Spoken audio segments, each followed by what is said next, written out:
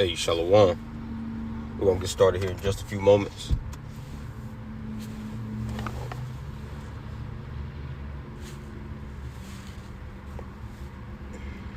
Let's see, looks like we popped up.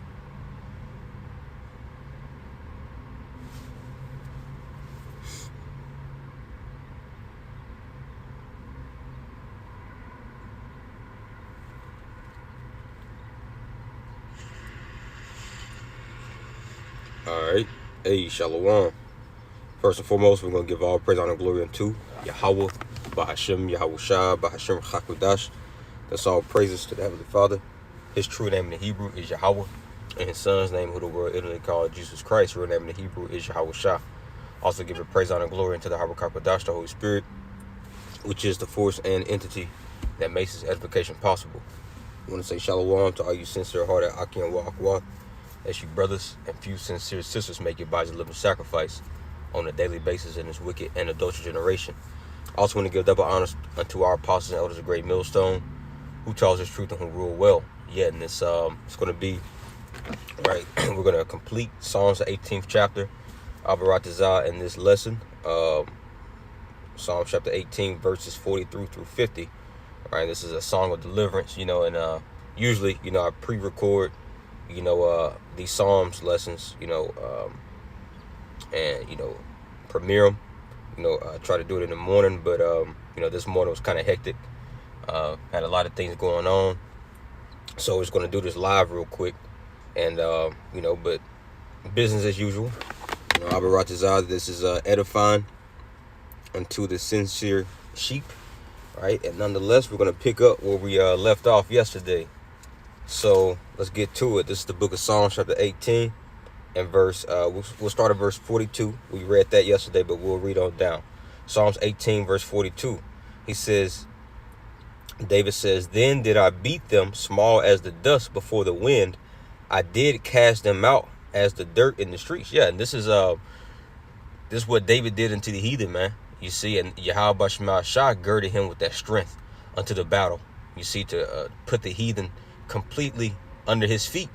All right, and this is the same type of regime that's coming upon the face of the earth once Yahweh Shah comes with the holy hosts and angels, man. He's going to lay down all rule and authority. Let's get that real quick. All right, he's going to lay down all rule and authority and sit upon the throne of David, man, as it speaks about in Luke chapter 1, starting around verse 32 and on down. Let me grab this in 1 Corinthians.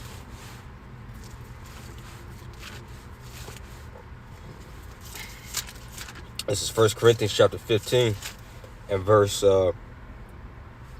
24. It says, and this is concerning, right, when Yahweh Shah comes. It says, "Then cometh the end, when he shall have delivered up the kingdom to the Most High, even the Father, when he shall have put down all rule and all authority and all power. For he must reign till he have put all enemies under his feet." You see? That's the regime that Yahweh Shah is coming to establish, man. Which, as we just said earlier, is going to be the house of David, right? And when you read, particular accounts in the scriptures, when you read through the book of Samuel, right, and the book of Chronicles, you kind of get an idea, right, of how this power structure was, how it was playing out in the earth. You kind of get an idea of how, the throne of David, how the house of David was getting down, man. David was known for, destroying the heathen. As you had, the women of Israel in those times, they were singing Saul, Salakia. Say he's trying to get busy. People want to call, man. But yeah, as you had in those days, you can read the account in the book of Samuel, how the women used to sing how Saul killed his thousands, but David killed his tens of thousands, man. You see? And it's going to be a lot of bloodshed. It's going to be a lot of bodies scattered upon the earth, man, when Yahweh Shah comes, and the elect get established as well. It's going to be total judgment, man. It's going to be that, as Yahweh Shah said in Revelation 2nd chapter, he's going to give us that rod of iron. What's that rod of iron going to be used for? All right, it's going to be used to put these people into subjection, beat them in subjection. You see? But let's go back to Psalms chapter 18 and verse 43. He says, "Thou hast delivered me from the strivings of the people, And thou hast made me the head of the heathen. A people whom I have not known shall serve me. Yeah, let's read that again. He says, thou hast delivered me from the strivings of the people. Now let's go into this word strivings real quick, right? Because we see Esau striving against, right, the house of David in these times, man. Right, striving against, the woman and the remnant of her seed. Right, but we will be delivered. Abaratazah, we are part of that precious ilk, man. So let's get this word strivings in the Hebrew. Give me 1 second. Strivings, Strong's H7379. It's Raab, right? It says strife, controversy, dispute, controversy, case at law. You see, case at law, or strife, dispute. All right, and this is the accuser of our brethren, man. We see that. We see him striving against us right now in these times, man. He's setting up this great, accusation and slander campaign, accusing us, before the Most High and his throne day and night. All right, we did a lesson on that the other day, speaking about the persecutions coming for us believers, man. All right, and he's going to be putting us in the category pursuant to, one of his titles, which is the accuser of the brethren. And that word accuser in the Greek is kategoreo. You see, where you get the word category from, putting us in the category of what? Of being, rebels, terrorists. You see, but the Lord's going to give us that white stone, as it speaks about in Revelation, man, to prove that what? That he's fought for us, and that we're held innocent and not guilty in the court of the Lord's law, man. You see? So let's go back. Psalms 18 and verse 43. Thou hast delivered me from the strivings of the people, and thou hast made me the head of the heathen. A people whom I have not known shall serve me. Oh, and what is that in Isaiah the 54th chapter? Right? Because it speaks about how no weapon is formed against us shall prosper. Right? But one of the main weapons that Esau uses is what? It's his slander campaign. His false testimonies. This is Isaiah chapter 54 and verse 17 in the NOT. And it says, but in that coming day, no weapon turned against you will succeed. You will silence every voice raised up to accuse you. See, these benefits are enjoyed by the servants of the Lord Yahweh B'Shem Shah. So you have to be a servant of the Lord in order to be vindicated. You have to be a servant of the Lord in order to be held blameless, man. You see, and this is a part of salvation. We're being saved from this man trying to, bring physical harm upon us, as well as his slander. Scriptures speak about in the book of Sirach, the 20th chapter. Let me finish that out first, and then we'll get Sirach 28. So it says, these benefits are enjoyed by the servants of the Lord. Their vindication will come from me. I, the Lord, have spoken. Yeah, and that's when he's going to give us that white stone. Right? In the ancient world, during the time of the Romans, right, in the court of law, you were given the black stone if you were found guilty, and you were given a white stone if you were found innocent, man. You see, and as we quoted the book of Revelation, I believe it's in the, let me find it for you. I believe it's in the 2nd chapter. Yep, Revelation 2 and 17. This is actually Yahweh Shah speaking. He says, he that hath an ear, let him hear what the Spirit saith unto the churches. To him that overcometh, and what are we trying to overcome? We're trying to overcome this beast system, man. Overcome the image, the MOTB, right? His name, his number, this whole system. Right? That's what the fight is about, man. Overcoming ourselves. You see? So it says, he that overcometh, to him that overcometh will I give to eat of the hidden manna. Right? This truth. This is hidden. When you go to that word hidden in the Greek right there, that's cryptos. It's where you get the the word crypto, right? Like cryptocurrency, which means hidden. You see, like cryptocurrency, when it first came out, it was hidden from the masses. Well, this is the true cryptocurrency right here. This truth. You see, we're eating of that hidden manna, right? So it says, to him will I give to eat of the hidden manna, and will give him a white stone, and in the stone a new name written, which no man knoweth, saving he that receiveth it. Yeah, he's going to give us our rank. He's going to give us that power, right? But let's go into that. Let's go into the white stone there in the Greek. Let's see.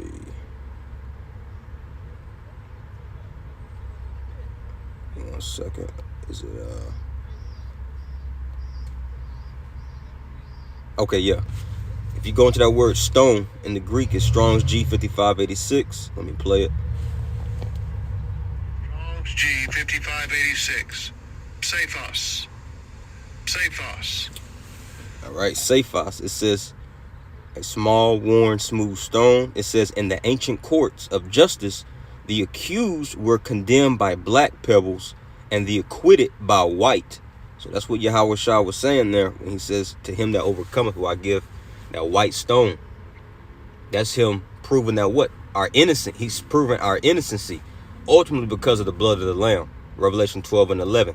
Right after it speaks about how the accuser of our brother is cast down, right? They overcame him by the blood of the Lamb and by the word of their testimony. You see? So, where are we going? I was going to get Sirach 28, but that's all right. I don't want to make this too long. I want to kind of hit the points and keep it moving. So this is the book of Psalms chapter 18 and verse 43 again. Thou hast delivered me from the strivings of the people, and thou hast made me the head of the heathen. See? The head of the heathen. The house of David is going to be over the head of the heathen, man. Over all these nations. Psalms 2. What was that? Psalms, the 2nd chapter and like the 8th verse. Let's see. So Psalms chapter 2 and verse 8. He says, ask of me, and I shall give thee the heathen for thine inheritance, and the uttermost parts of the earth for thy possession. That's right, man. And that's first and foremost speaking about Yahweh Shah. You know, Yahweh Shah is going to, receive, all the heathen for his possession. Right. But with us being, the joint heirs, right, of Yahweh Shah, well, he's going to be giving us heathen as well, man. And that's a part of that's just a part of it as being an Israelite man. All right. The Lord created these nations. He created everything for us. He created everything in this world, including the world itself, for the Israelites. 2nd Ezra, the 6th chapter. It says, for the earth was made for us. All right. And that includes the people that's living in it, the human resources. All right. When you read in our law in Leviticus, the 25th chapter, right, the Lord shows us, and let's get that real quick. Leviticus 25. All right. Because people cringe, especially Christians and, these people that's drunk with Esau's philosophies. Here, Esau can have all the slaves. He can have all the earth's possessions, including the people. But yet, when us Israelite men speak about it, we're the devil. All right, we're evil. All right, but no, man. The Lord created all things, right, for the Israelites, man. Ultimately, for the sons of God, just like it was during the time of Adam.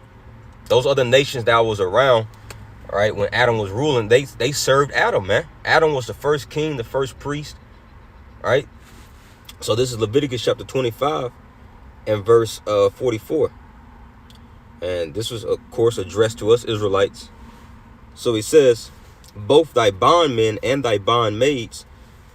Let me see what it says in NLT, because I want to, if I'm not mistaken, when I read it in NLT, it was real clear. I mean, which is real clear in the KJV. But, people like to play stupid.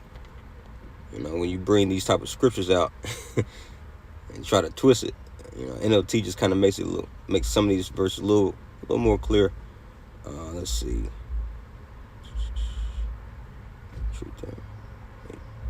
Also purchase the children of temporary residence. Suppose.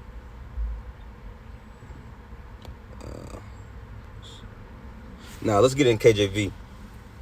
So this is Leviticus 25 and verse 44. He says, both thy bondmen, right, slave man, and bondmaid, slave woman, which thou shalt have, shall be of the heathen.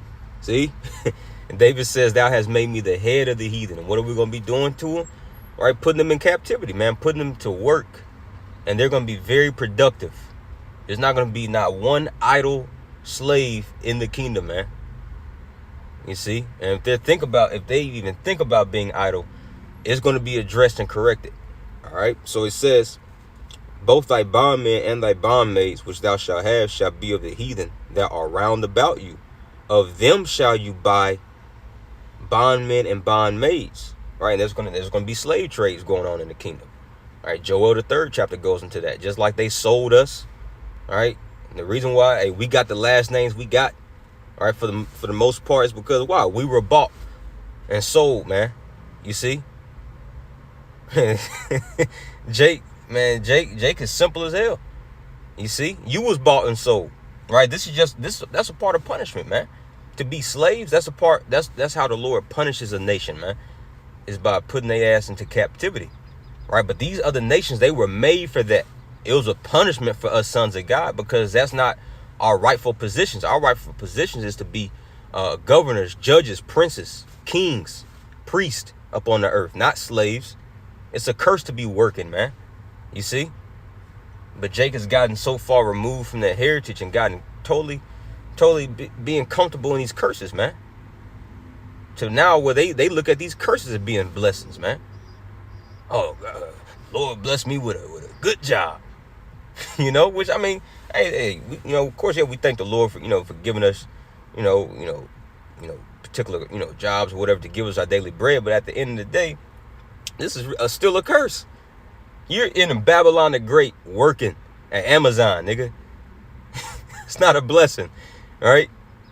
But once again, yeah, we are thankful for our daily bread, But this ain't what we was created for as Israelite men or women, So let's go back. So it says, verse 45, Leviticus 25 and 45. Moreover, of the children of the strangers that do sojourn among you, of them shall you buy, and of their families that are with you. And Christians want to be grafted in. All right.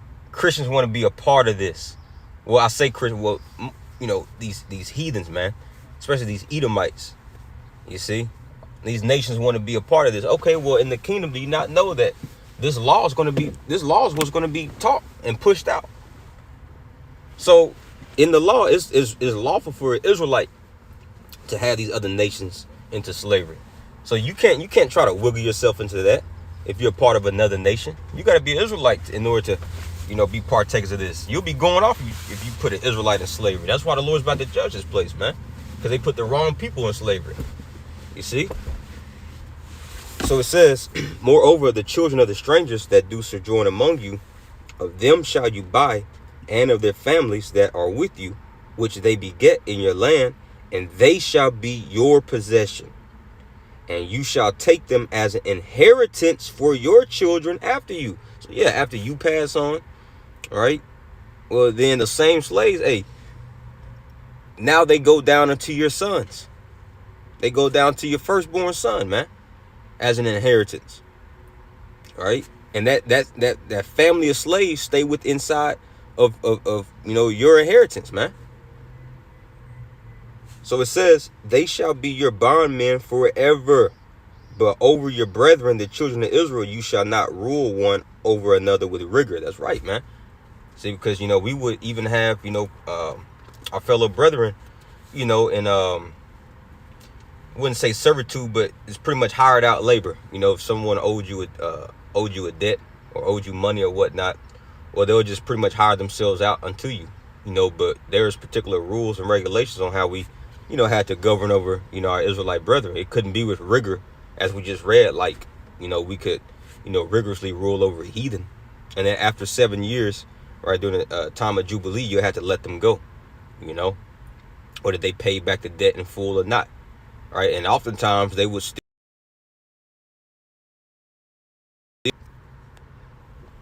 So like, you got all these damn distractions on my phone. But yeah, even after the year of Jubilee, oftentimes they would still, want to, remain in our household, because they were treated good. They had, food. They had, supplied them with family and everything.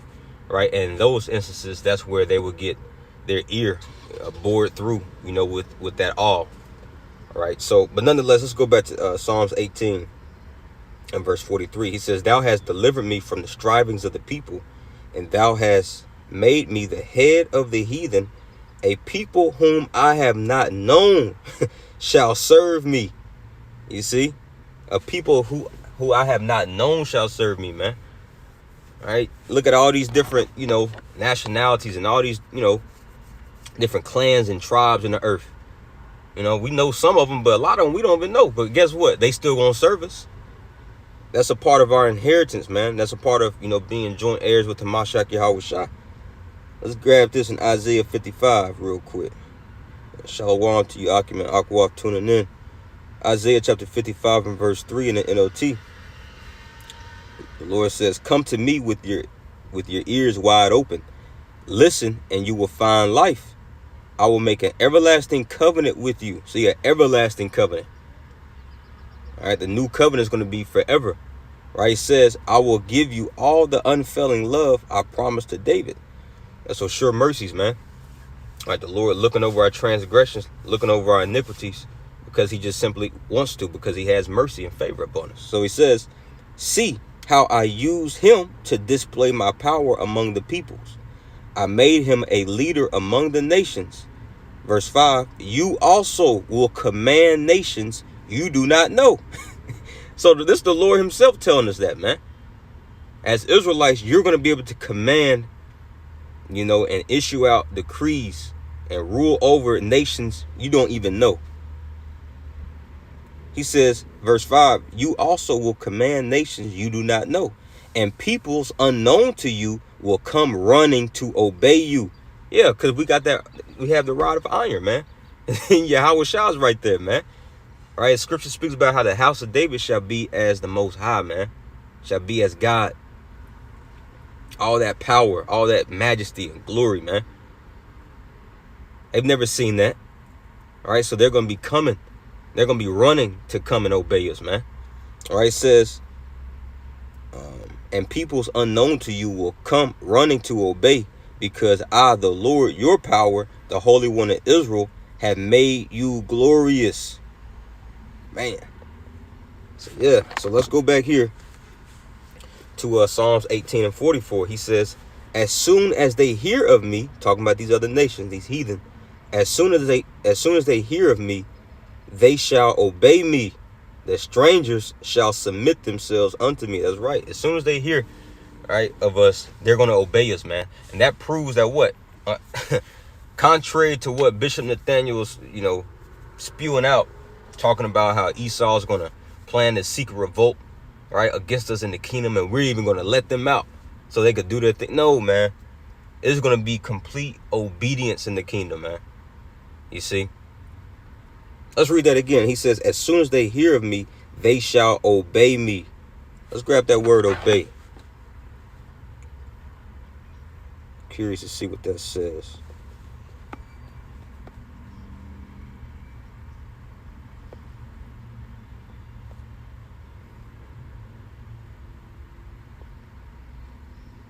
All right, this Hebrew word for obey is shema.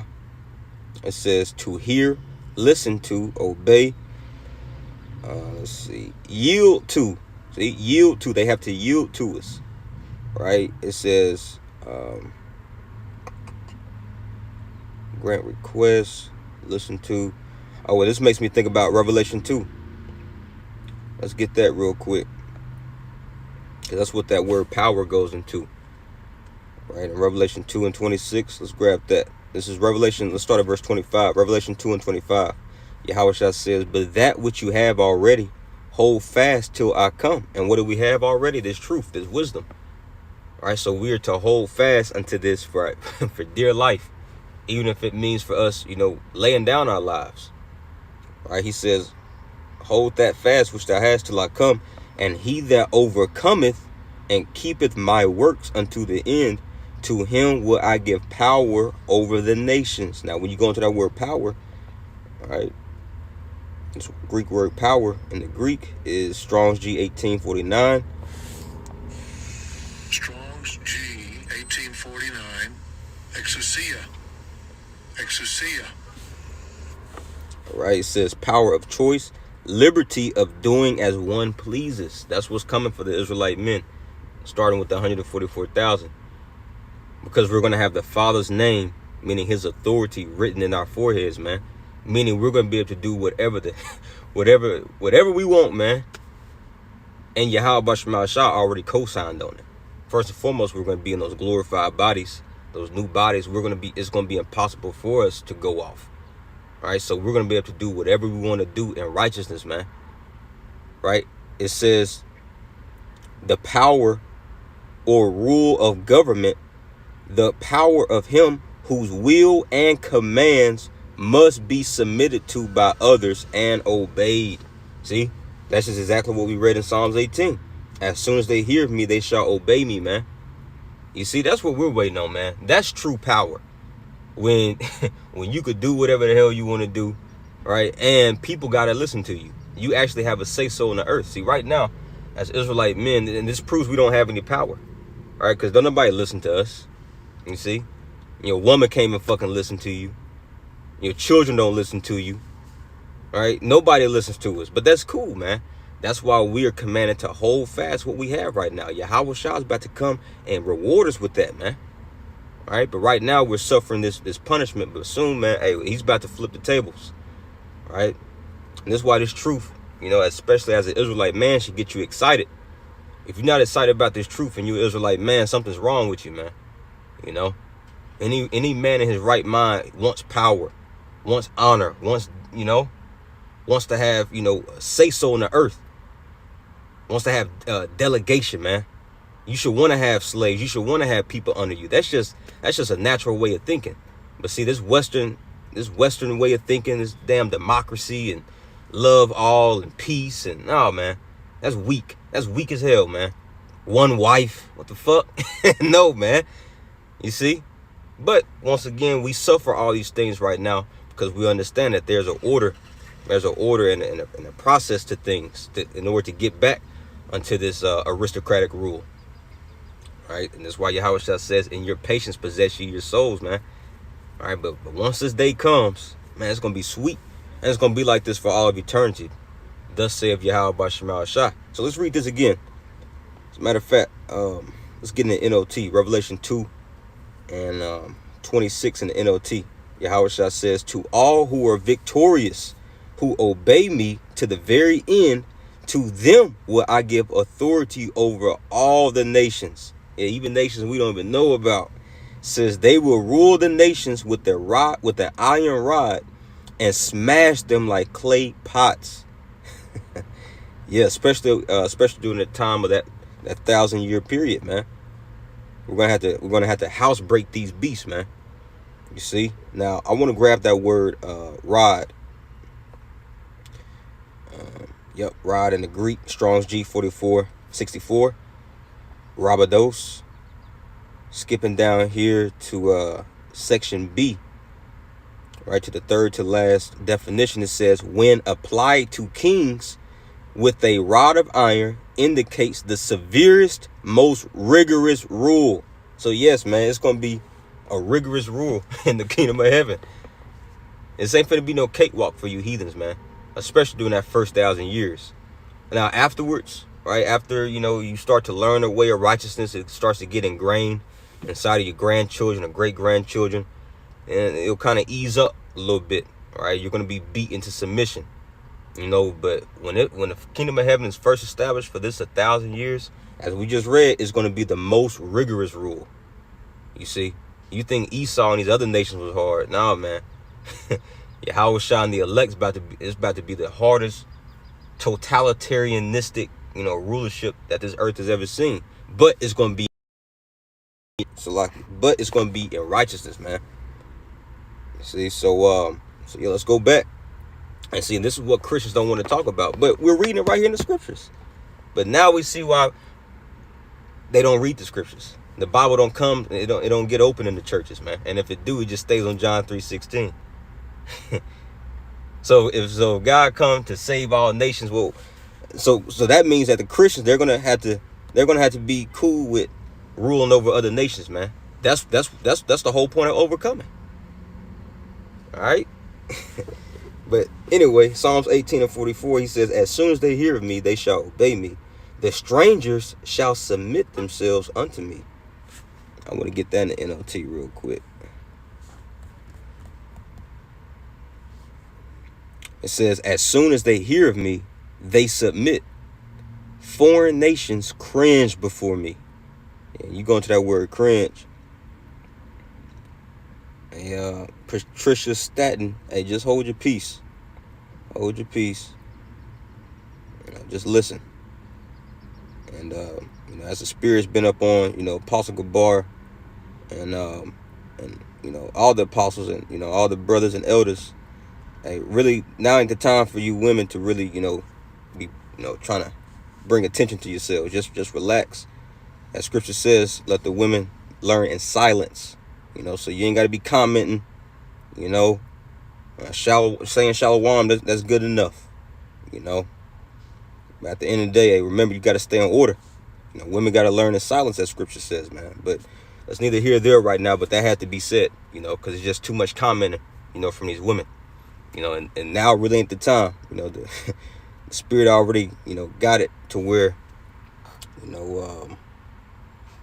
Salaki, somebody's trying to message. The spirit already got it to where, the spotlight's on you women. So just be cool. So this is Psalm chapter 18 and verse 45. He says, the strangers shall fade away and be afraid out of their close places. That's right.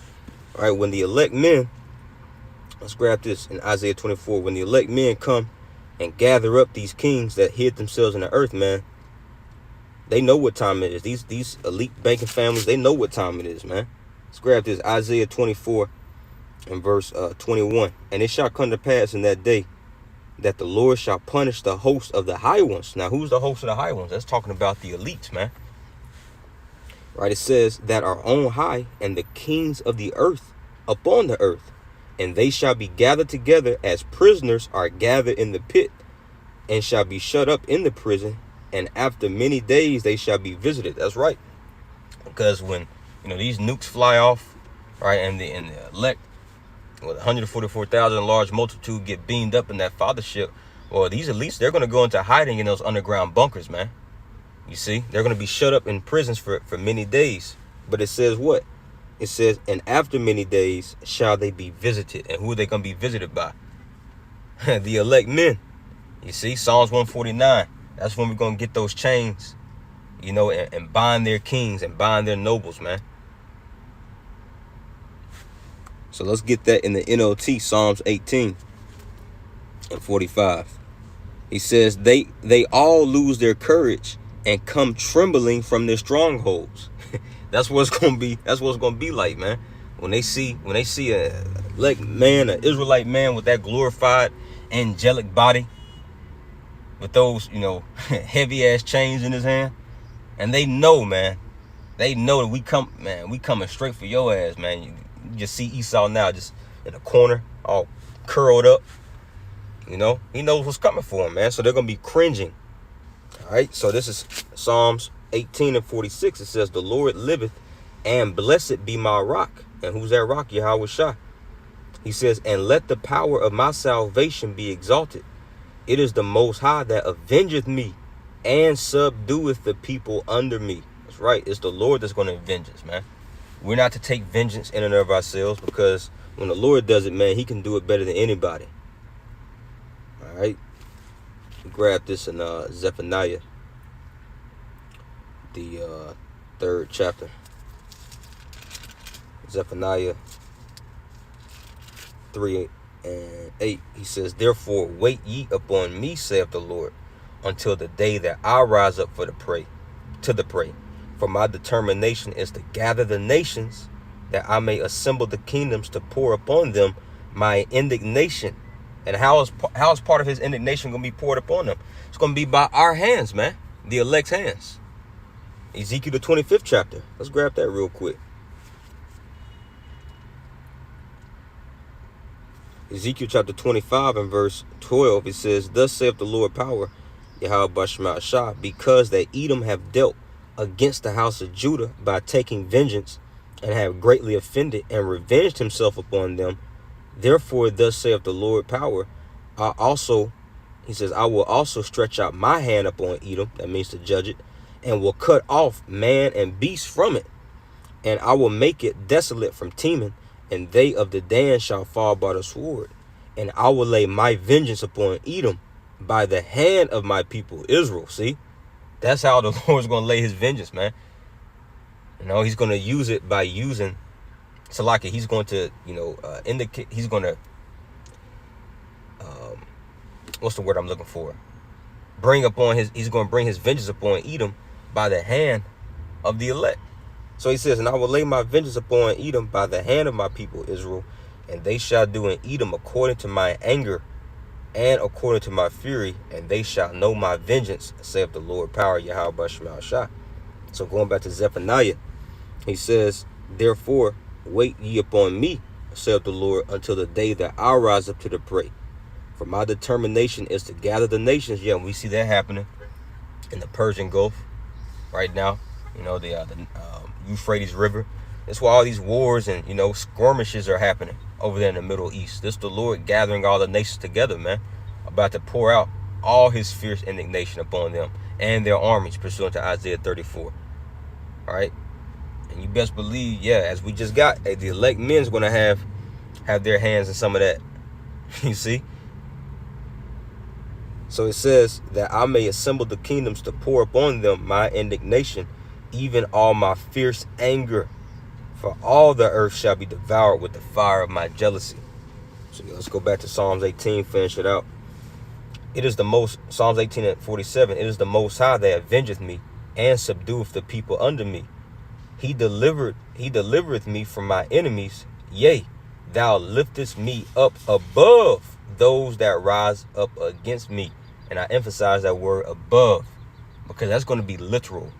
You see, Revelation chapter 15, man, when the elect gets beamed up and they sing that song of Moses, the song of salvation, and look down upon this place getting set ablaze, man.